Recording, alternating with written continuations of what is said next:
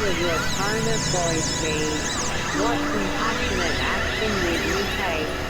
Then, gently try to offer those same words, that same tone, and that same action to yourself. It may feel awkward at first, but with practice, it becomes more natural. B.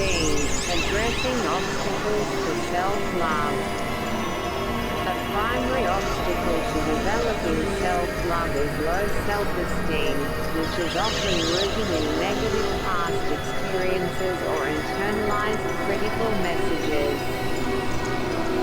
Build circle strategy. A two-pronged approach is effective. First, identify and challenge the negative beliefs you hold about yourself. Write them down and then, next to each one, write down evidence to the contrary, your strengths, accomplishments, and positive qualities. Second, actively engage in activities that boost your confidence and remind you of your capabilities, such as learning a new skill or dedicating time to a hobby you excel at. C. Distinguishing self-compassion from self-pity and self-indulgence. To embrace self-compassion fully, it is essential to distinguish it from its unhealthy look-alike.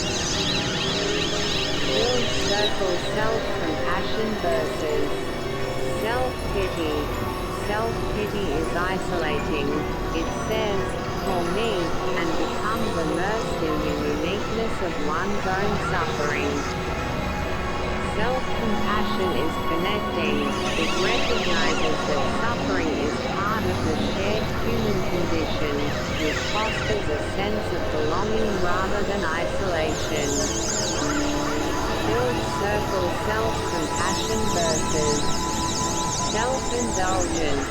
Self-indulgence is about seeking short-term pleasure, often in ways that harm long-term well-being, e.g., overeating, procrastination. Self-compassion is about promoting long-term health and happiness. It motivates you to do what is genuinely good for you, even if it involves short-term discomfort, e.g., exercising, having a difficult but necessary conversation. D. Differentiating healthy self-love from narcissism. A common fear that prevents people from practicing self-love is the worry that it is narcissistic. However, the two are fundamentally different in their motivation and expression. It is important to note that narcissistic personality disorder (NPD) is a clinical diagnosis that can only be made by a qualified mental health professional. Build circle for difference. Healthy self-love is a balanced appreciation for oneself that coexists with empathy and respect for others. Narcissism is characterized by an inflated sense of self-importance, a profound lack of empathy, and a need for excessive admiration, often at the expense of others. The following table clarifies these crucial distinctions. Feature: healthy self-love, narcissism, empathy, accompanied by empathy and characterized by a significant, genuine care for others, feelings.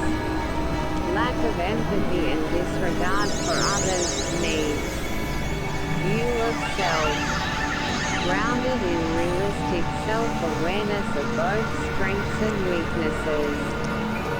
Involves grandiosity and an inflated, often delusional, sense of superiority. Motivation.